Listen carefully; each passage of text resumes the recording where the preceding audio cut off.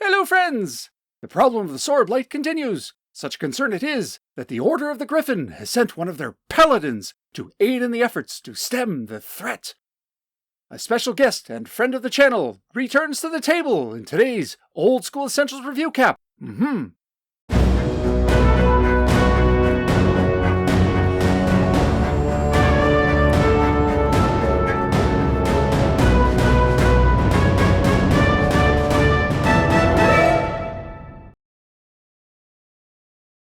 As always, the action is recreated using the Order of the Stick Monster for Every Season cutout minis. Today's players: Scott as Ace-Erik Christ, Lawful Cleric of Foltest, Level 4. Rhiannon as Plexus Goric, Chaotic Dwarf, Level 3. Guest player Stephanie returns as Starla, Lawful Cleric of Foltest. And special guest player: I am playing the lawful paladin, Sturm und Drang. Sturm und Drang, a paladin from the Order of the Griffin, has returned to the frontier a year after his previous visit. Word of this blight affecting the farms has spread and attracted the interest of various groups. In conference with Josiah the Curate, Ace-Erik Christ, Starla, and Plexus Goric the Dwarf, he is brought up to speed. Ace-Erik recounts his previous excursion to the Goblin Cave and discovery of the strange beetles, and all agree that they need to assail the cave again. Ingrid and Tara, two acolytes of Foltest, agree to join them on this noble crusade. In addition to the two acolytes, the team seeks out mercenary retainers, attracting the interest of Bryce, Carlo, and Phil. When they talk equipment, Bryce says he prefers light armor and a bow for extra mobility. They give him his request while arming the others with chain, shield, and spears. Once equipped, the force heads out of the keep and towards Kleina. The jaunt to the farming town is uneventful. Realizing that none of them have the woodsman skills of Bumblestump and none know the way to the goblin lair, they hire a young local lad named Milo to take them to the caves. Scouting the area, they find evidence of wolves and deduce that based on what they've previously seen, there must be an alternate entrance to the one they know of. They decide that the devil they know is better, and spending time searching for another cave entrance could potentially alert the goblins. They assault the front entrance, leaving Ingrid and Tara outside to guard Milo and the mule. The entry cave is empty. This concerns them, but they push forth. They find the room where the mutant was crushing beetle corpses into sludge with a wine press. The press was destroyed, but evidence of a more primitive method simply using rocks and buckets is present. No sign of goblins, though. Deeper into the cave, the team finds a pen of sorts. A large pool in the center of the cave, and on the other side several large beetles milling about. Narrow pathways around the pool are blocked off to keep the beetles penned in, and a small skiff is tied to a post. The team starts killing the beetles at range, though they find it tough to penetrate the carapace. Bryce proves his worth with a bow, however, after he lands several precision shots. Eager to test a theory, Plexus skewers a beetle with a spear and dunks it into the water. They watch as it dissolves as though the water were acid, thus confirming the otherworldly nature of these strange beetles and their key weakness. While dealing with the beetles, the team is alerted to goblins sneaking up to their position from deeper in the cave. The team is able to dispatch the goblins fairly quickly, though Carlo and Phil are injured. There's no time to rest, as they hear war drums from deeper in the cave and the sound of goblins chanting a name: Splinter Bone, Splinter Bone, Splinter Bone. The team forms up and retreats around a corner, back down the way they came, and then they wait with missiles ready for anything to appear. They can hear the goblins approach, but none appear. Only the taunting voice of a goblin leader encouraging them to come out and fight, particularly the so-called noble paladin. Something is definitely amiss, and the group suspects the goblins are up to something. Stalling for time, perhaps. Sturm and Bryce creep forward to see. Sturm spots a goblin force and a shaman with glowing eyes. The shaman parleys with the paladin, offering clarity and purpose, but the paladin is hearing none of it and decides to retreat. The goblins lunge forward. Sturm retreats while Bryce attempts a daring shot at the shaman Splinterbone, but his crack shooting misses and he is swarmed and killed. The group engages. Splinterbone emerges at the end of the tunnel and uses some kind of sonic chaos scream that hurts both Ace-Erik and Sturm. Plexus, however, hears nothing but divine melodies. The goblins attack Sturm and one breaches his armor. Sadly, the sonic attack by the shaman had reduced him to but a single hit point, so the goblin's spear runs the brave paladin through. Sturm has perished defending his comrades. This is noble. This is honorable. This is so sad. Whatever. Do you like it? Yeah. I'm going for the Emmy? No, it's not the Emmy on YouTube. What, the Tubies? Is it a Tubi? I'm going for the Tubi. Goblins attack the injured retainer Phil, who has 3 hit points, and 2 hits are successful. That's 2d6 damage coming Phil's way. It doesn't look good until Father Aaron states that he can only survive on a double 1. Miraculously, the DM rolls double 1s and Phil survives. The group withdraws and flees the cave, only to find the 2 acolytes in battle with wolf riders. The boy Milo hides near a tree watching, and with him is a new figure. And thus our patented, contrived character entrance sees Father Aaron introducing... Hey, I'm Roscoe, first level magic user. First, because I'm the best. With a little help from Roscoe, the acolytes dispatch the goblins, and the wolf morale fails, so they flee.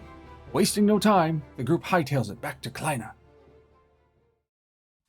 Back in town, a new plan is hatched.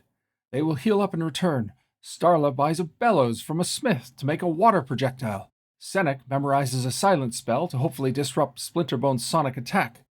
Newcomer Roscoe is eager to help in any way he can. He has a magic missile spell memorized, which can score a guaranteed hit if nothing else. After healing and resting, they return to the caves 2 days later with renewed resolve. This time, they take the opportunity to find the suspected alternate exit. It's well hidden, but the dwarf's keen sense when it comes to rocks and caves allows them to find a back way into the cave. They debate going in that way to catch the goblins off guard, but ultimately decide to block up the exit with boulders and rocks to prevent the wolf riders from emerging in case the team needs a quick getaway. After this task is complete, they enter the cave from the main entrance. The first chambers of the cave are again empty, but in the pool pen where the beetles are kept, they find 3 new beetles, prompting them to wonder where these beetles are coming from. They dispatch the beetles by spraying them with water from Starla's bellows.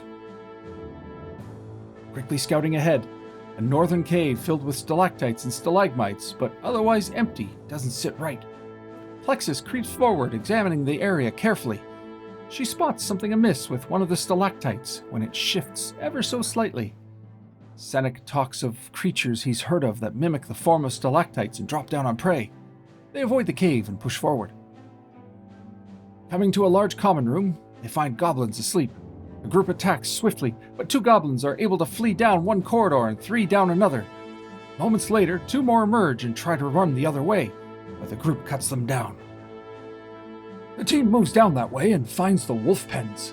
There are no goblins in sight. The wolves are safely penned away, so they leave them for now and move down a southern corridor, which leads to a large chamber with a shimmering portal fixed over a pentagram, circled by equidistant skulls, each bearing a black candle. The shaman Splinterbone stands alone in the chamber. Combat is joined as Splinterbone attempts to spell. Initiative is with the group, however, and Roscoe's magic missile fires forth unerringly, disrupting the goblin's spell, while Senek blankets the foe in silence. The others move in to engage in melee. Starla instead moves to the pentagram and attempts to snuff out one of the candles with water from her bellows, but the flame doesn't douse. In the next round of combat, Senek hits Splinterbone in the face with holy water, causing him to recoil much in the way that undead react. This shaman truly is unnatural. Others attempt to smash or move the skulls, but they are rooted by some magic. On the other side of the pentagram, Starla sees a curtain concealing another chamber. She makes for the curtain, but upon crossing the pentagram is assailed with a barrage of mental images, a hellish landscape of horror and chaos, prompting a saving throw. Her roll succeeds, and she recoils with no ill effect. Between the spells and physical attacks, Splinterbone realizes he's outmatched, and he flees to the portal above the pentagram. The final round of initiative is tied, As Splinterbone passes through the curtain of energy in the center of the pentagram, Seneca attempts dousing one of the skulls with holy water, which succeeds in extinguishing the candle, closing the portal as Splinterbone escapes. With the goblin shaman gone and the portal closed, the team douses the rest of the candles and searches the cave.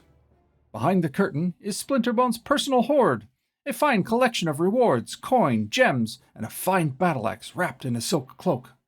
The team kills the wolves in the pen and tracks the 3 goblins to the alternate exit that they had the foresight to block up, though some rocks have been shifted enough for a small creature to squeeze through, meaning the goblins have fled into the wilds. In another cave, a thick curtain put up by the goblins leads to a cave of sturges hanging like bats on the ceiling. The group quietly withdraws before alerting these horrors. In a final room marked Treasure Room, they find a single chest. Moving to check it, an enormous centipede emerges and attacks, but the team is battle-ready and dispatch it without too much issue. In the chest is only a single piece of paper attached to a copper coin that reads, "You stupid." Annoyed, they leave this cave and depart with the major loot from Splinterbone's hoard, load up the mule, and return to Kleina victorious. Detecting magic on their spoils, the silk cloak and fine battle axe radiate an enchantment, much to their delight. Plexus claims the battle axe, and Starla takes the cloak. Rewards are further divided, XP is awarded, and the session ends there. Well, friends, this concludes the Sorrowblight Fields, part of the Dungeons of Days Gone By module line by Matt Klein of Creation's Edge Games. I have to say, I actually quite like this module. It's a decent little scenario with high stakes, a challenging dungeon, and good rewards. It's got the right mix of elements to get players into the thick of it through mystery, roleplay, action, and even a dash of existential horror. Clocking in at only 11 pages, this mini-module is nonetheless packed with content. This module alone features a mini-mystery and exploration at the beginning, which can easily be stretched out with the roleplay and careful distribution of clues by the DM, followed by the assault on the dungeon, which features a wide variety of creatures and challenges, all placed with a degree of logic.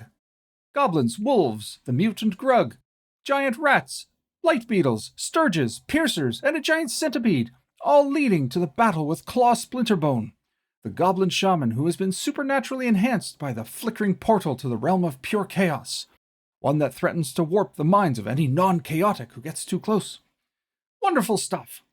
All of that for the low price of $1.50 in United States gold pieces, available on DriveThruRPG. I can't say enough good things about the Sorrowblight Fields, as well as many of the other modules in Dungeons of Days Gone By line. Adapting the Dungeons of Days Gone By offerings over to Old School Essentials requires almost no work at all, such as the compatibility between the two. Minor quibbles, however, would be a few typos, which is not the end of the world by any means, and the placement of the map. I mentioned this in a previous review cap, and the critique still stands. I like my maps on their own page, not printed on a page with dungeon information. I don't like having to flip between pages to refer back to the map. But as I said, that's a quibble. This module is still very playable. As far as this group's interactions, it took 3 attempts. They were twice repelled, but the third time was the charm, snatching victory from the goblins. But Claw Splinterbone got away, a possible recurring villain on top of everything else. Exciting. Yes, friends, safe to say I rate this one pretty high. I shall give it an A-. It's compact and well presented, easily slipped into any setting near farmland. Wonderful variety of challenges, traps, monsters, etc., only detracted by the placement of the map and a few minor typos. Well, there we are, my friends. All caught up, finally. Stay tuned for my special 2-part review cap series covering the events that transpired at Clericon. Stay tuned, and until then, be heroic.